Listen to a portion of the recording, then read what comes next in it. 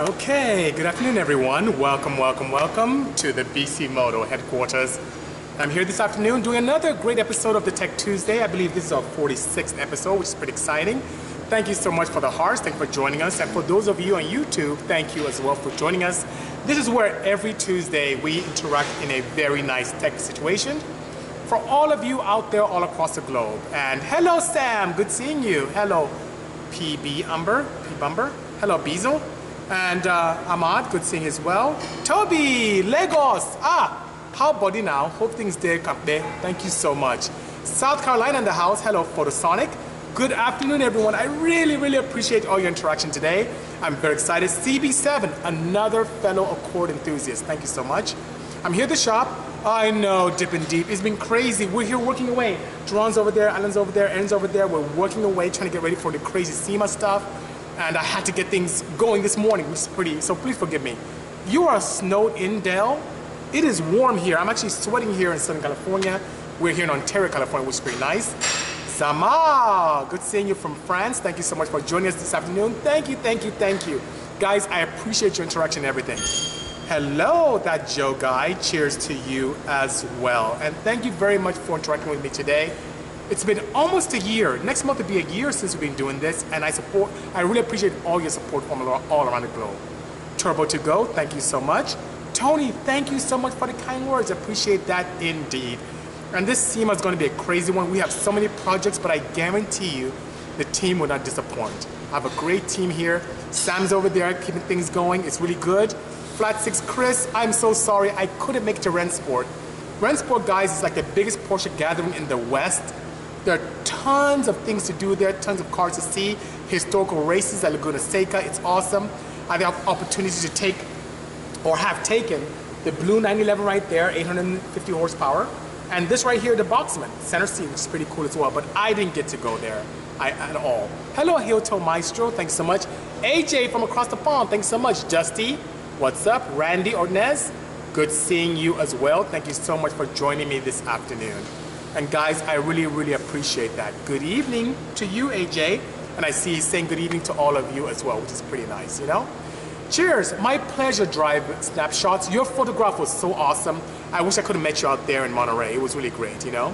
So JDM Type S, I could tune a Nissan depending on what engine management you have and what year and make and model. So let me know, and maybe I can get a crack at your vehicle. I'm very particular with how I tune and my tuning style. But I'm really slammed until the end of this month. Hello Lab Media, thank you so much for joining us. Yes, Porsche does rule, but you know I love all cars. You can see right behind me is a rear-wheel drive converted Hyundai. That is the most powerful Hyundai on the planet, 1100 horsepower. And that particular Hyundai, Sam, who's right here, helped with that as well. Tremendously with that, you know. My favorite car, I would say there are three, depending on certain parameters. So in terms of the most popular one that's fun to drive, that when I put that together is fantastic, is this right here. The Odyssey, I'm touching it right here, right next to me. It's the 1000 horsepower Odyssey. This is the most recognizable car in our fleet, which is amazing. And very difficult to put together. It took us 7 weeks to build. A lot of work. I don't want to do that again. But it's been the most popular car in our arsenal. So it's a lot of fun to drive a car like that with so much recognition. Now, when it comes to a fun car that's also frightening, that blue one right there, that takes the cake. That thing is absolutely scary. That's the car that Matt Farah drove and said it shouldn't be on the streets. Spike Ferguson drove and said, oh my God, this thing is absolutely fantastic to drive. It's really scary indeed.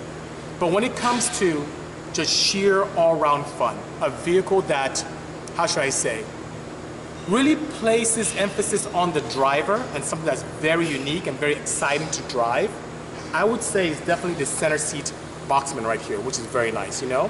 Center seat is absolutely fantastic, you know? That Joe one guy is asking, can he stroke his d16 A6 and what kind of work is involved? Yes, you can. There are two ways to really increase displacement on an A6. One is by stroking it, by either getting a custom crank, which could be quite expensive, or by offset grinding and re-welding the crankshaft, which is more cost effective, but it has to be done by the right person. And the second way is to increase the displacement by a bigger bore, which you can do that without going with a bigger stroke and gain some more CCs. Also just try the valves and create an opportunity for more reliable power. Especially NA setup, you can really make a lot of power by deshrouding and going bigger bore, which is pretty nice. And I have pushed our bore up to 78. I've had customers go as far as 80, which is crazy from 75 millimeters. So you can do that, you know? Dusty wants to ask when you come by the shop. It has to be after SEMA. So we're gonna be tied up until the first week of November. After that, we can make sure that something happens. There are 7 of us here, Booston, just to ask. Nissan 2009 Nissan. It depends on what kind of Nissan JDM Type S. If it's a 350Z, I don't have a software solution for you at this time. I mean 370. 350, we have an AM Infinity that we can help you with. Hello, Dan the Man, good seeing you, you know? So Matty is saying that he's really interested in the boosted Honda Fit that we made. I no longer had it. We had a very nice chap, Sam, who purchased it. But I'll be more than happy to help you. I may even have some parts left over. I think I have some pistons I can let you have for pretty cost effective. And I can give you some guidance with that. That shouldn't be a challenge at all, you know? Hello, Hyler, good seeing you. He wants to know, okay, Maddie, yes, we talked about that. Thumbs up to you as well, Sam. My pleasure follows art. Any advice on what to do for a 9904 Odyssey to have a turbo on it? Wow, there's quite a bit you can do. I can say for one, if you want something that is extremely robust from a drivetrain perspective, you may want to upgrade to a manual gearbox. That's the way to go if you're automatic. And also, more advice for a turbo kit on is to choose the best parts, period. I'm a huge advocate of the precision turbos and also turbonetics. They're extremely reliable and they back up enthusiasts like us in case you have a problem. Also, choosing an engine management solution that is very good is the way to go as well, which is nice, you know? Dusty, I do not tune link, unfortunately. I'm so sorry about that. Let's see. Do we still carry F22 B1 cams in stock? So Senior Quest is asking, do I carry that? We never carried F22 B1 because those are regrinds. So what typically happens is the customer sends in the factory core, or if we have some, we can source it for them. From Honda, it's a little more expensive that way. And we get them reprofiled. And that way we can do that, but it's not something we stock. Can we help you with that? It depends on how patient you are, because right now we're slammed. Very loud. Guys still working away, you know? Okay, oh, thank you so much, Garcia. I'm glad you liked it. I'm telling you, the Pure, so he came by and got some Purell. I don't think you got 020, but it makes a big difference. So he had the opportunity to experience, and you can feel the difference. It's amazing. And I've noticed, Garcia, if you pay attention, your idle is even much nicer too. That stuff is really nice. CB7 Jeff, no, my site is not down. My site is active. What you may have noticed on the Bisimoto web store is that we've pulled away from retail. So we're starting to do more bigger projects, do more wholesale stuff, and so on and so forth. So we don't. But if there's something that you need, I may still have some stuff laying around. If it's valve train, I have some of that left. I'll be more than happy to give you a great deal on it. But our retail, we're really pulling away from that significantly. So forgive me, please. Hello, Reaper. Thank you so much for joining us this afternoon. D17 crankshaft and D16. Try and find Super D article in Super D. Well, I helped, what is his name? Oh, not Armando. I'm trying to remember his name with the Super D. Yes, you can do that, but it limits you with a D17 crank. And it doesn't turn the right way either. Hello, Hills and Clutch. Thank you for joining us as well, L. Thank you so much. My pleasure, Checo. Okay, what up, bro? Says Donovan. Work on a 97 Odyssey EX swap going motor X22. Do you have the transmission? Because I found that I can still use the same transmission on the 97 on Odyssey. Yes, you can, but if it's manual, that's the way to go. The automatic is not great. Greetings as well, EJ8. Thank you so much. Sounds good. Does K-Tuner work on automatic transmissions for Accord 2010? I don't know offhand. So typically, I go on K-Tuner's site to look at what applications they have. I know we've done a lot of Ridgelines automatics, a lot of Accord automatics in that year range. So I encourage you to go and take a look at the K-Tuner site and see what they have. And if they do, we can help you tune that without qualm. Would an automatic gearbox work from a TL? For the boost, it would work, but it wouldn't handle that much power. So when you start going north of 300, 350 wheel, the automatic clutches just can't handle it. So that's the time to definitely upgrade to something more manual. Do I do any work on K-Series? Yes, we do. Right there, you can't see it, but there's a Civic Si right here with a K-Series, and we're working on stuff as we speak, so that's not a challenge, you know? EJ8 says that it didn't let him purchase Pure from the website. That's strange. I need to look into that. So I'll definitely have our web designer look into that and find out. You should be able to purchase from the site without qualm, you know? So to answer your question, you don't carry them, but can you help me out with it? I'm patient as it needs to be. That yes, I can help you out with a profile. That being said, send me a DM and I'll see what I can do to help you out. Or better yet, write to us at sales@bisimoto.com. Hello, PB Forever, PVW. So I think it's PW forever. Good seeing you all the way from New Jersey. Hello, Boca. Thank you so much. Willie, I am doing great. Fox, great guy. Thank you so much for your support on the crazy project that they're working on right now.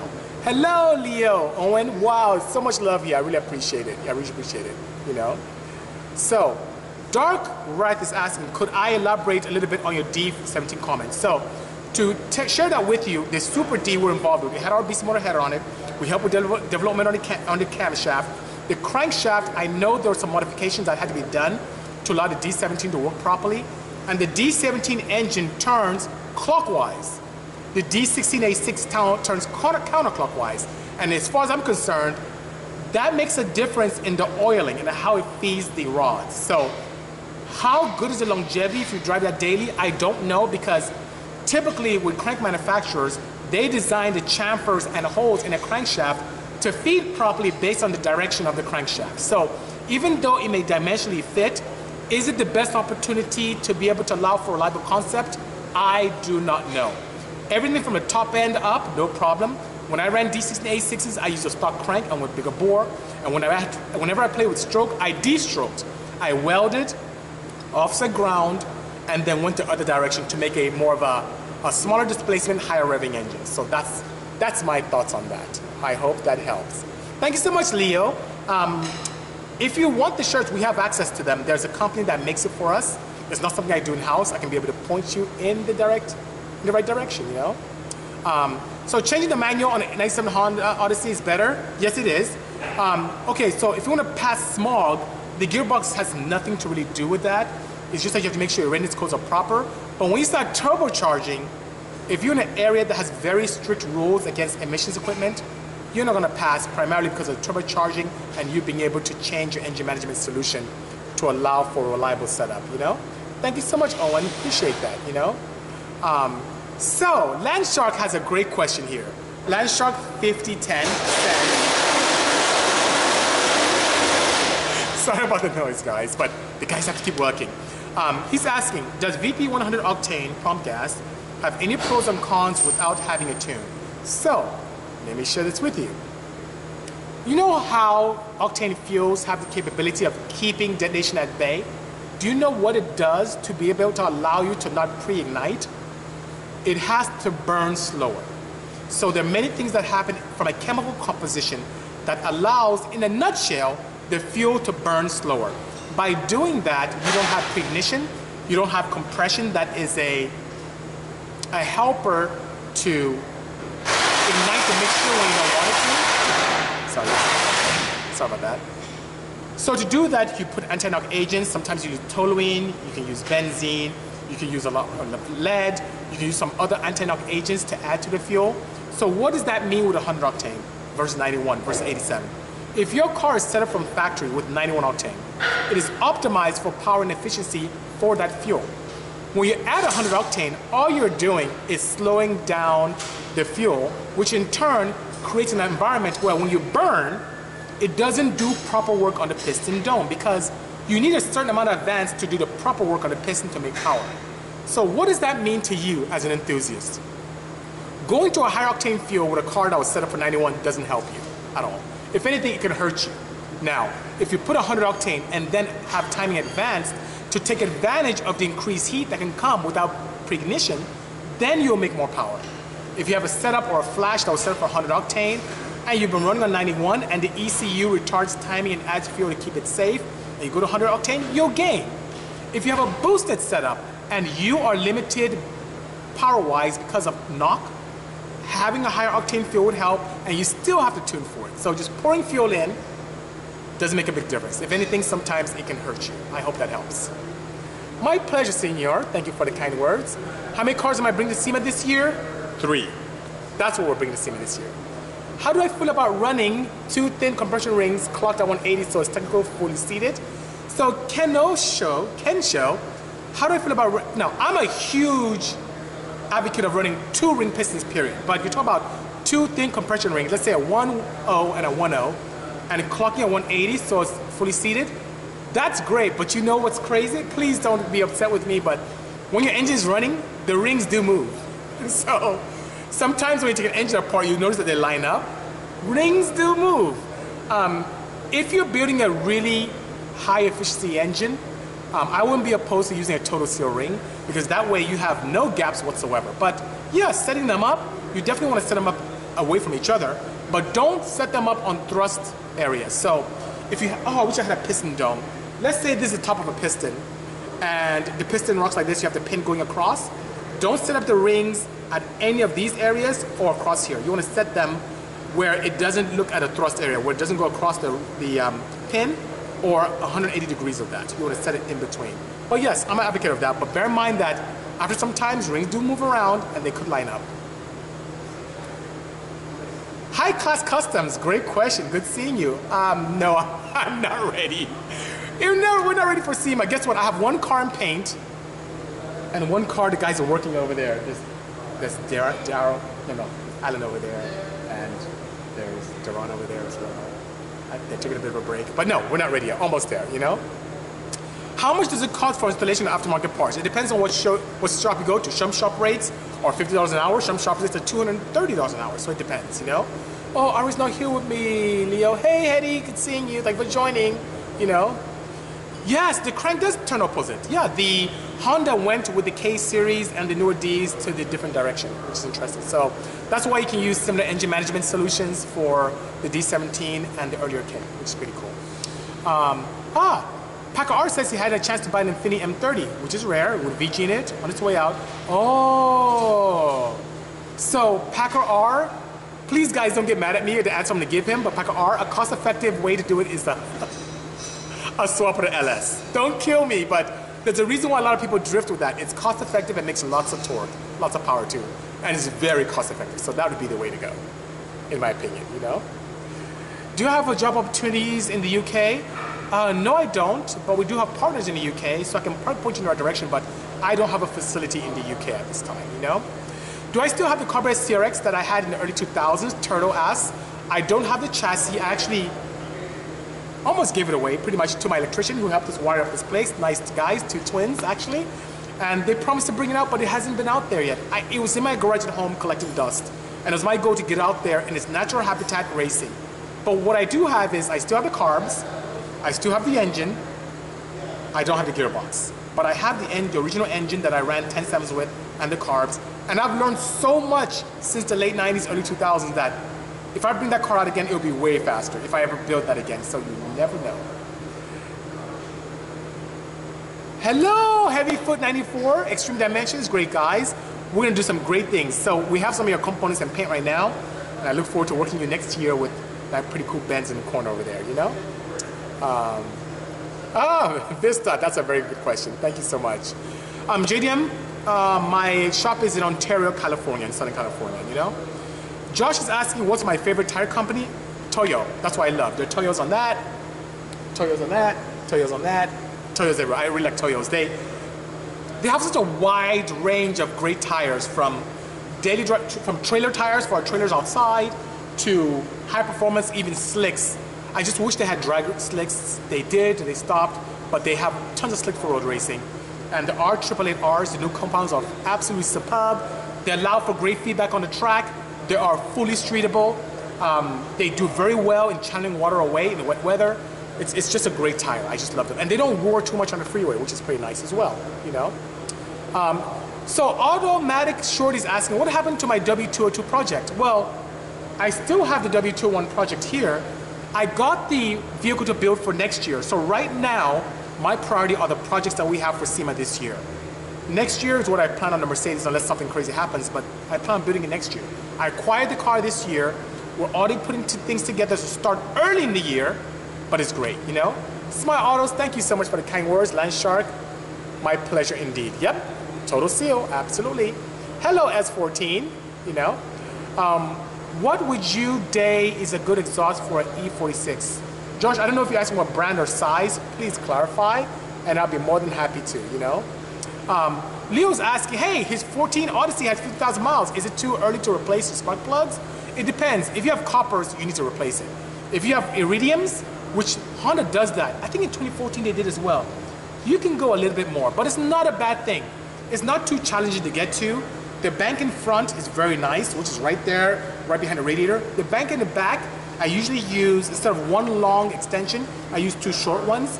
And I put the short extension on the spark plug hole itself. Of course, you use a 10 millimeter and take off the coils. And then you drop that in, and I drop the second extension in for 3/8, loosen it, and my hand remove them. So it's not too difficult. It's not a bad idea. Get some, if I were your shoes, it's good. It's just good maintenance. It helps with fuel economy, helps with idle. Just go ahead and change it. It's pretty nice, you know? So Fox is asking, is the car and paint happen to be blue?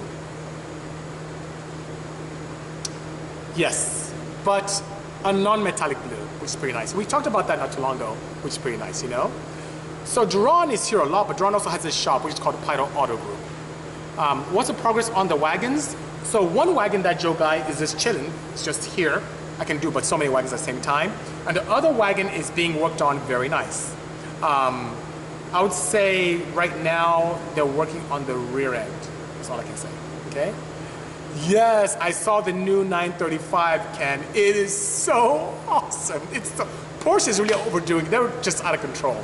Just when we're trying to get into that whole throwback, they create a newer version of it. I'm very proud of them.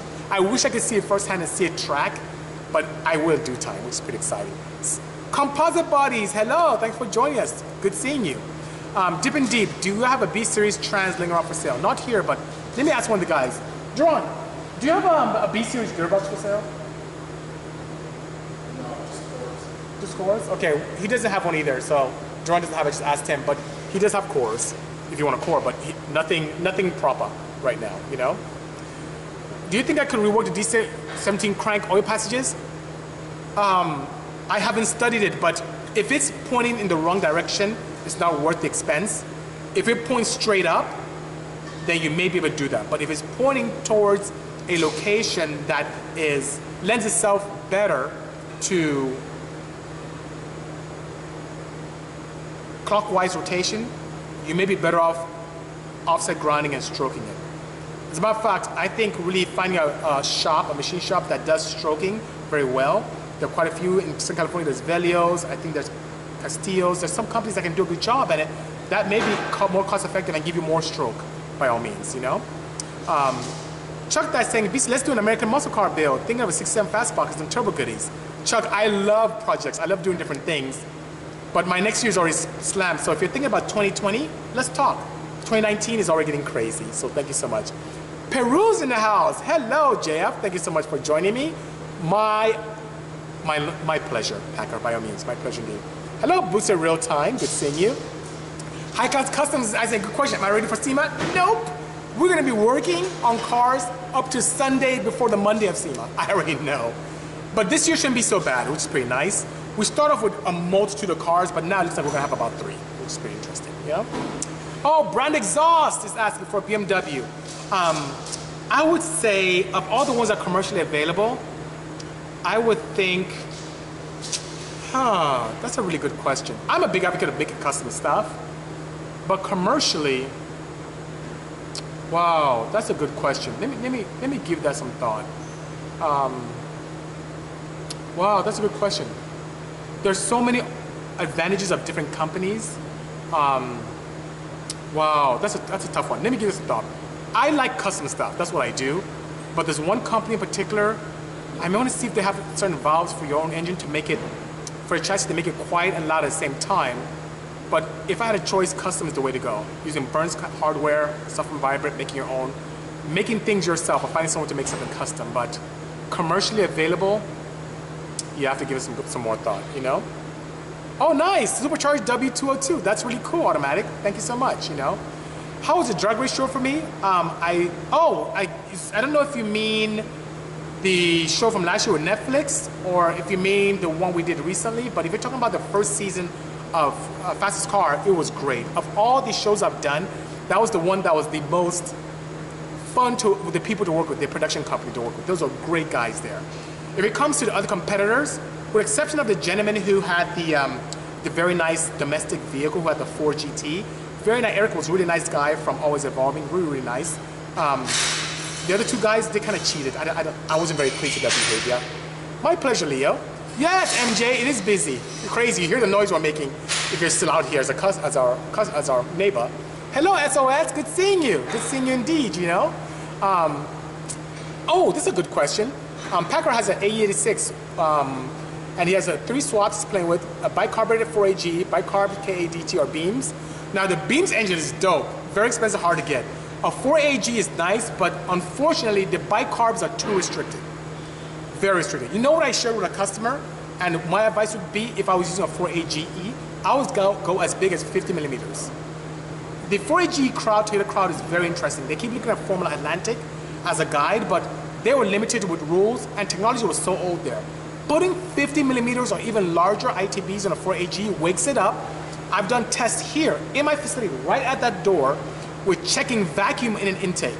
And why am I checking vacuum on an intake? On an ITB that's carved, that was really small, it's like a 45 millimeter or 43 as well, 42, we tried them all, even a 40, is think of the intake manifold as an atmosphere that supplies the engine, which is a glorified pump. This atmosphere has to be able to have enough breathability to supply the engine with air at all RPMs that it operates in. If you ever pull a vacuum in your ITB, where you're looking at the throttle plate, between the throttle plate and the valve, if you put any kind of port there and check it, if you ever pull vacuum, especially if that vacuum is more than 1 inch of mercury, an inch is big, 0.1 inch of mercury, that means your intake manifold is starving the engine for air. That means you're throwing away horsepower. It's very important at all RPMs that your car continues to exist in any environment, that you do not pull vacuum, that you do not starve the engine for power, for air. Because air is the key to making power in any engine, especially internal combustion engines. So that being said, beams, great. People go crazy, oh, beams engine. It's very expensive. Would I want to road race that and beat that up? Maybe, maybe not. But a standard 4AGE with some large ITBs, that proper design header, will make a lot of power and be very reliable and stay true to the whole concept of an AE86, you know? Yes, wagon for life, absolutely. I'm wearing a wagon shirt today. It's pretty nice, you know? So Art is saying, hey, why can't I find any more parts for Hondas on your website? What you notice is that you don't find many parts. As a facility, we're moving away from retail. So I know that makes some of you very sad, but not all is lost. I may still have some items. So Art, if you're looking to buy some stuff now, I still have some stuff in inventory. Send me an email at sales@bisimoto.com and I should be able to help you right now. But if you wait too long, I won't have much. We're focusing more on bigger project cars and on wholesaling. So I hope that helps. What are the best upgrades to do for a Honda J35? Well, it depends on how much power you want to do. If you want something that's just straightforward, you can do a cold air intake exhaust and upgrade to some good oil. 0W20 is what you can use on a new J35 without qualm. It provides you better gas mileage, better idle, and it's very good. I love the guys from Puro, very good guys. Now, if you want to go crazy, like I do, next to the van, you hear me tapping it right there next to me, then you can do pistons, rods, port the head, camshafts, valve train, intake, turbocharging, upgrading to definitely a manual, if not manual gearbox already, and having a proper engine management solution, injector upgrades, flex fuel, and you can make a ton of power. You can make anything from 350 to over 1,000. The J series is very robust up until a point. The one thing I would change on the J series, if I were to redesign the engine, is to put more bolts in the crankcase. You see that Hyundai right there? I'm excited but also saddened by the fact that it has 6 bolt mains stock. Why am I sad? Because I wish my Honda V6s had that. What you notice is when you push the J series engines a lot, you start seeing some crank cap walk, which is not very good. But what does that mean? We can have fun, but up to an extent. So I would say with the factory caps, when you start pushing north of 1,000 horsepower, things get a little hairy, but it's a lot of fun. Look at this thing. The van right here doesn't even hook up. It doesn't matter what you do. So short of me converting it to all-wheel drive, it has a hard time hooking up. It's pretty interesting, you know? Thank you so much. Thank you so much, Fox, for the kind words, you know? Keegan says, hey, Bisi, I know how you love working with unloved cars. Sorry, the guys are working. Have you ever thought about working with the G25 5-cylinder engine they made in the 90s? No, I have not. I have not. And one thing is that I think it's a misunderstanding that I just love looking for unloved engines and playing around with things. Sorry, just waiting for them to finish. The truth of the matter is, I have the capability and desire to look at engines for what they are. If I find a head that flows well, I look at it. If I find an engine that's pretty cost effective and has potential, I look at it. I don't go out of my way to look for unloved engines. For example, in the Honda world, K-Series engines are loved very much. I love the K-Series engines. I'm building one as we speak right now. For the Porsche world, people love Metzgers. I have Metzger cars here. I love Metzgers, which is great. But it doesn't mean that the M96, M97 engines are rubbish. They have a lot of potential, and we've proven that you can make over 1,000 horsepower with that without qualm and do it reliably for years. If, as always, you address all the shortcomings, which is pretty cool, you know? I would love my cars in Forza Pro too, as well, Bamboo. It's up to the guys from Microsoft, you know? Top mount or front mount for under 400 horsepower. I want to do something different for RB and do a top mount. Now, do you mean intercooler or do you mean turbocharger? So, I assume you mean intercooler. And if that's the case, front mount is always ideal because it's always in a better path of air for heat exchange. Sorry about the noise, guys. The guys are fabricating over there. Hello, Ryan. Good seeing you. Thank you so much for joining. Hello, Monterey. The best turbo for 2JZ, as in brands, I like Terminex and Precision. Those are my two favorite brands. It's pretty nice. Yep, black top for sure, Anglo Ankle. I like that. Ryan, you're too kind. Thanks for the kind words indeed. Appreciate that, you know? So, have I messed with Sing Grooves? No, I have not. Not at all. Thank you so much, Smile. You're too kind, you know? Sneak peek around the shop? Ooh. Street Racer, you're very naughty. Sorry about the noise. I'd love to, but you're gonna see some of the secrets. I'll try. I'll try doing that after this speaker. We'll walk around and I'll try and see what I can show without giving too much away, okay? Hello, 818. Is there a serious difference between the 3S block and the 5S block? Please designate what model you're talking about. Make a model, please, you know? Hello, Jeff. Let's see. Do you think it's possible to... Is it... So, Dark World is asking, do I think it's possible to put a larger... Yes. With its A6 crank, you can go as far as 97 if you want to. And what ends up happening, you may have to modify the... And you can do this, it's not a challenge. When you start getting bigger strokes, you have to start paying attention to the bottom of the cage because that can become a bit of interference. You know that cage that holds oil, you see it on D series, you see it on the Prelude engines, H22s, you see it on the F22s. That could be a challenge, which is price, you know? So which is faster, Bisi Honda or Hyundai? That Hyundai is definitely faster. If you look in the back of my shop, I don't think you can see it from there, but there are a bunch of holes dug up. I think property management is mad at me that this car did doing crazy burnouts and mashing out. So that's a faster car. It's rear-wheel drive. It was front-wheel drive when it came to us and it was converted. So it's much faster, you know? High class? Nope, I'm not ready for SEMA, not yet. We're gonna be working to probably the Sunday before, which is pretty interesting, you know? So have I ever thought about increasing the efficiency of the water-cooled intake manifold on the SI? Absolutely, many times. And we've done things to improve on it by all means, you know? My pleasure, DJ, you're very kind, you know?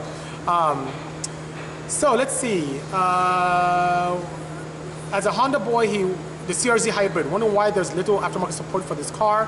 I'll tell you one thing, it's because of appeal from the market. So we first got as it's still there, we have our very first CRZ built, which I think is still the most powerful CRZ, made 533 horsepower.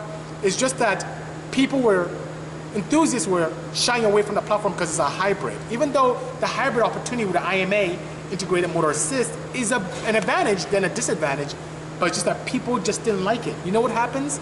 It's gonna come full circle. That CRZ is a sexy car. It looks really cool. It's nice. It has a very nice throwback theme, giving a nice nod to the old CRX. It really is an undervalued car. I've seen them go for a very cost-effective manner at this time, but I think it's gonna come full circle. In the Honda world, one thing saddens me, most people don't think out of the box.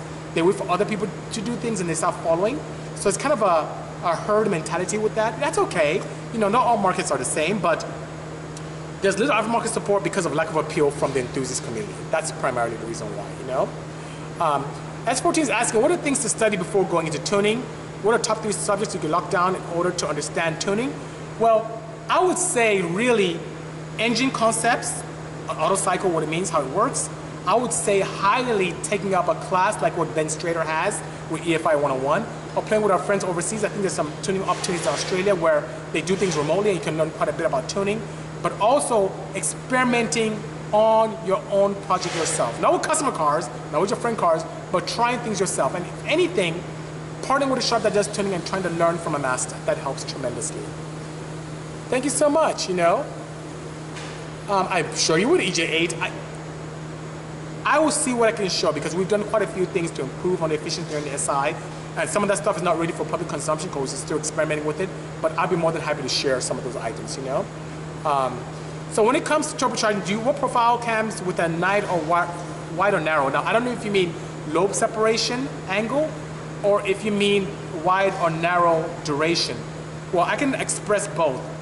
Engines love air. So what I have found is that even with turbocharged cars, you can get a significant amount of efficiency and power if you play around with the lobe separation and having it pretty narrow. That way you can make more power with less boost. The engine breathes most nicely, just your idle quality suffers a little bit. And then you tend to get a little bit laggy unless you have some kind of cam control where you can widen the lobe separation at lower RPMs and then narrow it in higher RPMs. When it comes to profiles, there's a part of limiting, I would say, diminishing returns. So you can go up in duration and continue to make power and they get to a point where you're just blowing from the intake through the exhaust and that's where you stop. So I hope that gives you so much. The old adage of using narrow cams in terms of duration and also using wide lobe separation was an old wives' tale. I would say things from the 60s. That's from way back in the day when we didn't have access to technology today and doesn't hold true with efficiency and power nowadays, you know? Who does Honda use to rebuild parts such as transmissions? Who does? American Honda? Honda as a brand? Please share, or do you mean Honda shops? Please do, because to rebuild, Honda typically would exchange gearboxes. Here in the Southern California area, a lot of shops use places like GearSpeed. Enthusiasts tend to put in components like from Quave, so that's a pretty wide question, dipping deep. I'd love to be able to do that for you, you know? What would I say the best mods for EK9 Civic? So Josh, it depends. If you just want straightforward mods, I would say coda intake, exhaust, and you're good. But if you want to go involved, a supercharger bolt-on is a very nice opportunity. A turbo kit is a very nice opportunity to make a lot of power, and cost per dollar is much better than trying to go full all out with NA. Even though I'm a hardcore NA enthusiast, I'm just trying to keep it real. So I hope that gives you some kind of insight with that as well, you know? LA said that he bought a new 1.5T Accord. Great choice, by the way. It makes 190 torque out of the box. I like it, but what could be done with bolt-ons and exhaust, assuming that anything's available? I'll tell you something that you can do. Depending on the rules in your area, a down pipe and a cat bypass with a flash wakes that thing up. If you need some, I have access to some prototypes that can help you with a good cost. If you want a brand new one, I can sell you that as well. But you can have a down pipe and a cat bypass, and that 190 torque can easily get into mid 200s with those two items and a flash with your stock exhaust. Imagine that, which is pretty nice. Good to see you as well, IH, thank you, or LH, thank you so much, you know. What bore gauge brands would you recommend? I would say Miyutoyo. That's one I like. What's my opinion on the rumor that Mazda's bringing back the rotary engine in 2020? So, Keegan, I'm going to be visiting Mazda on Thursday, okay? Let me find out if that rumor is true. What I did see is that the rotary is coming back in production vehicles, but combined with a hybrid system, so it gives the best of both worlds, and that engine is more of a derivation of the Renesas. That's what I heard. But after Thursday, let me find out, and I'll have some good answers for you then, which is pretty nice, you know?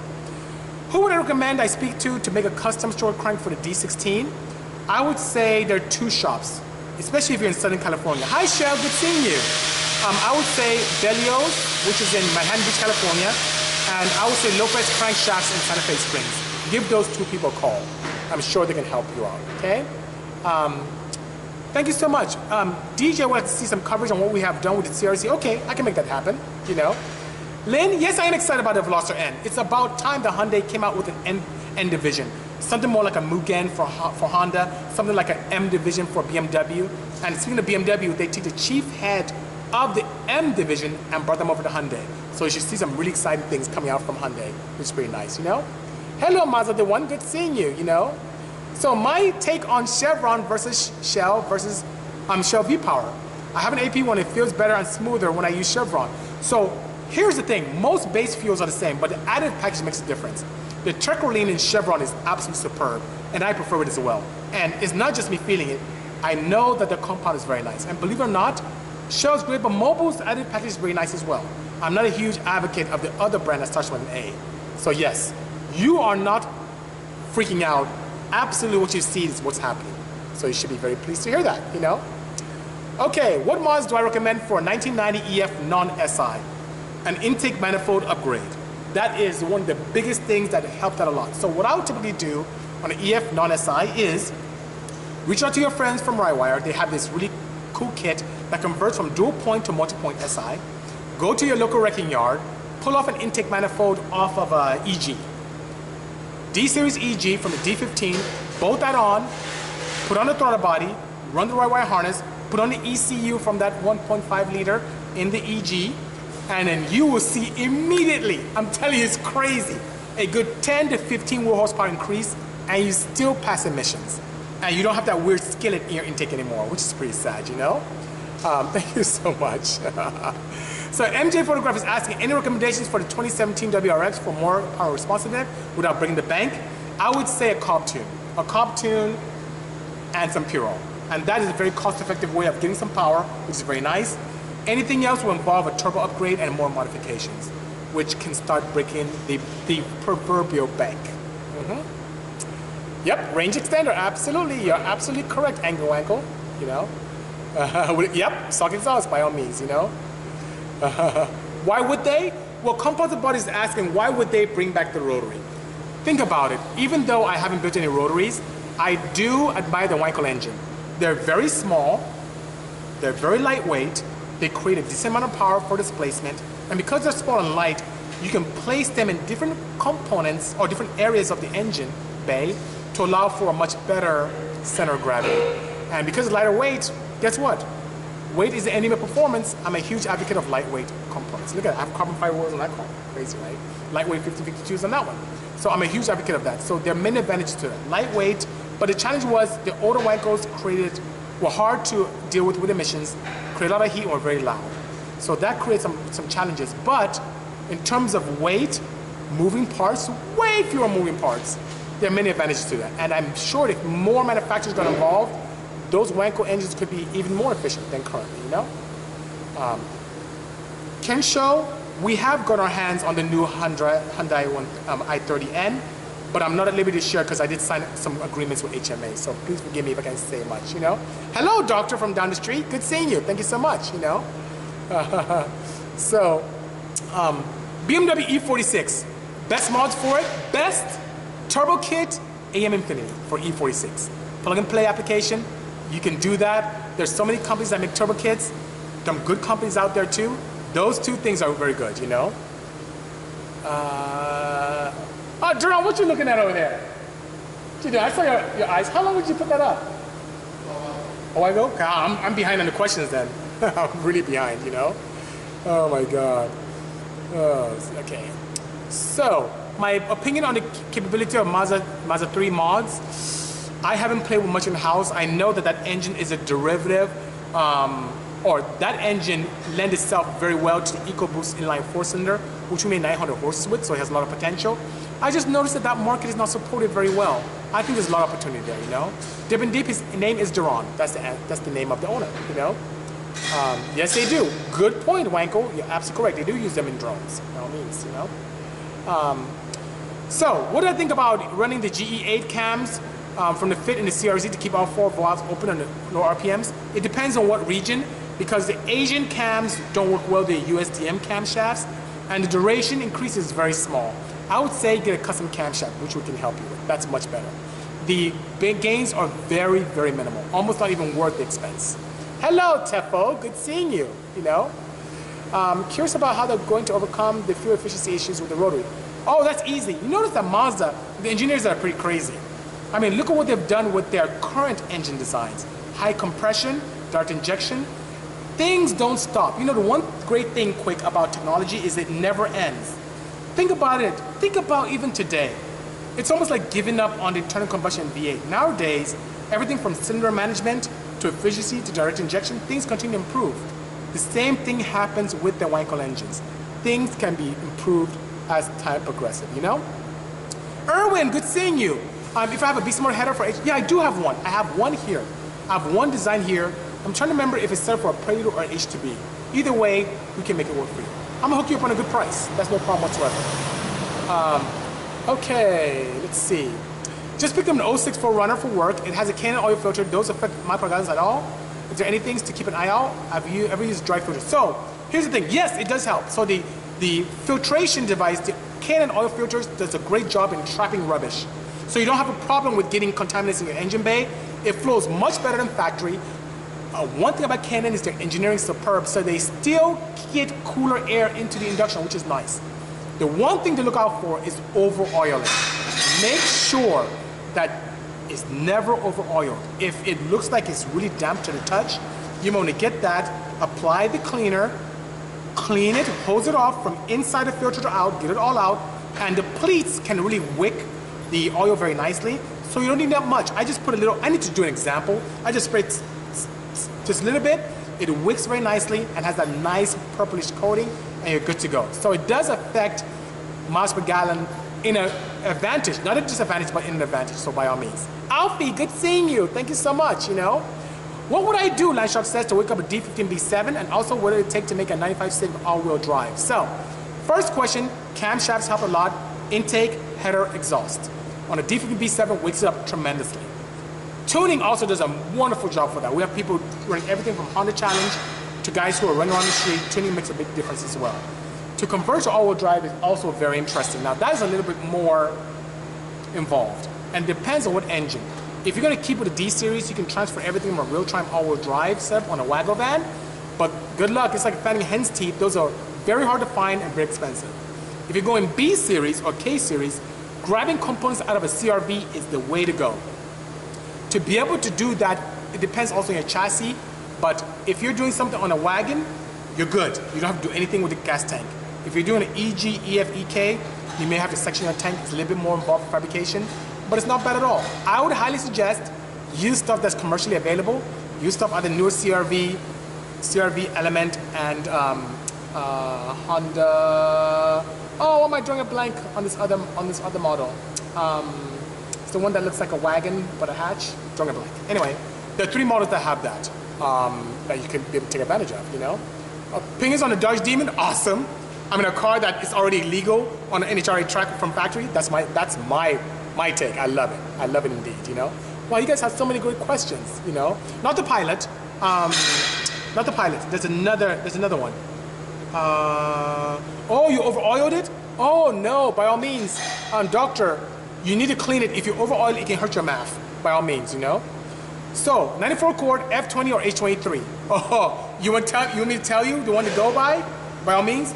You think I'm crazy, 94 cord, but F22A, the A4 or A6. That thing flows, has so much potential. With the camshafts, an H23 intake manifold, piston, which is just literally just a piston upgrade, you can easily make 230 to the wheels. Easy, eyes closed, which is nice, you know? You know what you can do with H23. If you're lucky, you can get to 180, 190, if you're lucky, and it's very expensive to build. Well, relatively expensive compared to F22A. It's very nice, you know? Let's see. Okay, so could we discuss the E93 M3 S65 4.0 V8? Tuning not available through AEM. What's your stance on the engine? I think it has a lot of potential. Yes, AEM does have a standalone for that. I know there are flashes available for that. I haven't played around with the engine myself, so I can't get really super intimate with it. But just based upon the cam control, the shear displacement, and the V8 configuration, I think it has a lot of potential, by all means. You know? Cross Tour, yes, DJ, the Cross Tour. Thank you so much. Cross Tour it is. Not Ridgeline, Cross Tour. Thank you so much, you know? Any interesting projects I'm working on, says 06 Danny. Yes, I'm working on the new resurrection of a wagon van. Now, resurrection may be a bad word because my old wagon van is gone. I tried buying it back from the guy I sold it to, but he tried to triple the price. So I'm like, oh, I'll just start from scratch. So I'm building a pretty cool wagon van. It's a throwback. It's bigger, better, faster. So I'm pretty excited. And if you hear them, you hear that right now, that's fabrication happening on it as we speak, you know? So, ooh, Bikini saw a Sign TC with an EcoBoost swap. I think that's really creative. I'm a huge advocate of keeping engines within marquees, but I think that's pretty cool. That's really nice, you know? 96 NA turbo kit, not in the works right now. If I'm to explore turbo kits, it'll be the M97 out of the Cayman, followed the 997, which may be able to get tweaked for the 996, but if you have a 1999 996, it's not gonna happen because there's no engine management solution out there for the 1999. It's a bit of a bastard, forgive my poor words, but it's a bit of a bastard year for the 996. It had the mechanical throttle body, and there's no good engine management solutions for that. Any way to make that work is extremely invasive, but everything else that's e-gas, or I said electronic throttle body, is much better, and most likely slight modifications to the 997 may work on the 996, but I don't have any plans at this time for that, you know? BA16A or B18C4? Ooh, B18. I like the B18. I just like the displacement. How about with a B16 head? That'd be the way to go, which is pretty nice, you know? I'm doing well, Thriller Gorilla, thank you so much, you know? Going to replace his TCT on the S2000 for preventive maintenance. What brand do I recommend? Let's see, that's a good question. That's a good question. I haven't played with many different brands. Let me give it some thought. I'm not sure. What do you think of carbon synchros from Synchrotech versus OEM? I think they're a good choice. You can see an appreciable amount of shifting difference. It's much smoother. Lines up much better, smooths very, very nicely. My pleasure, Line Shark, my pleasure indeed. My pleasure indeed, Matt. Thank you so much. Hello, Danny. Thanks for the kind words. I did good. Good seeing you. Thank you so much. Thank you, 06 Danny. You're very, very kind, you know? Love the Porsches. Thank you so much, Matt. Thanks for all means. Yeah, throttle cable's not the way to go, you know? Yeah, he did. He did start selling. It's okay. I mean, I appreciate the enterprising nature, but even if he made a little bit, I'll be okay with it. I would have bought it back. It was already caged. It was already blue. It was already done. But you know, it's okay. I learned a lot with this. This chassis is actually newer than my 88. This one's actually a 91, so it's actually pretty nice. I kind of like the seat belt mechanism, which is pretty cool, you know? Hello, C. Perez, thank you so much, you know? My favorite generation of the Mazda would be the current one, the current ND. I like that very much, you know?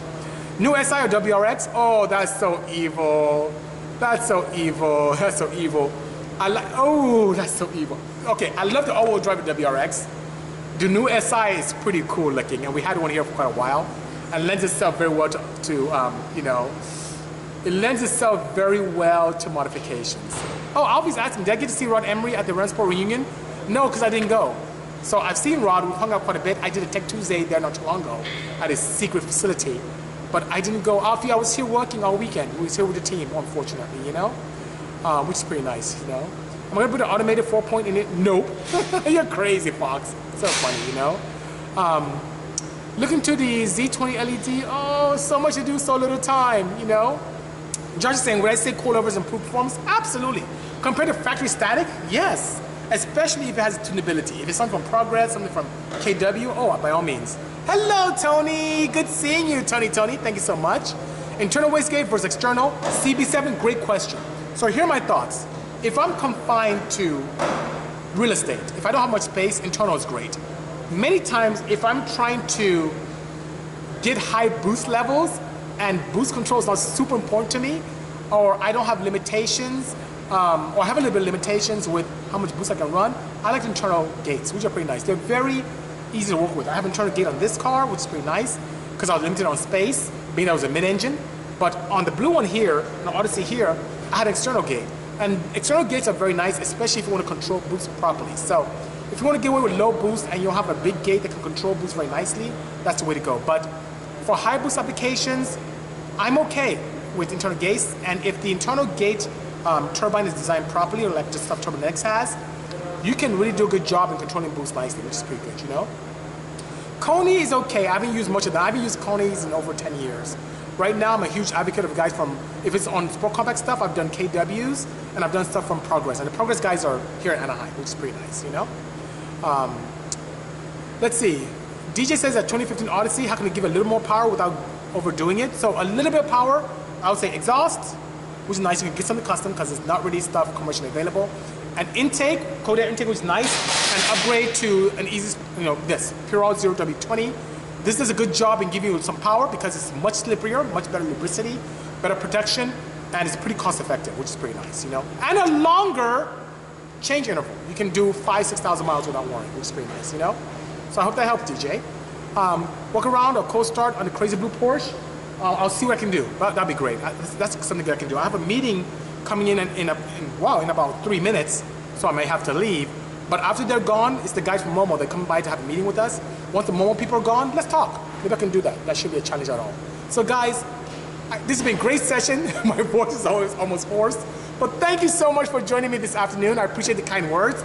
Once I finish with the Momo guys, in terms of our meeting today, I should do a walk around and we should have a good time. So guys, Thank you so much for your audience. I appreciate everything you do. Take care, stay tuned, and see you next week or maybe sooner. Cheers. Thank you as well. Take care. Bye-bye.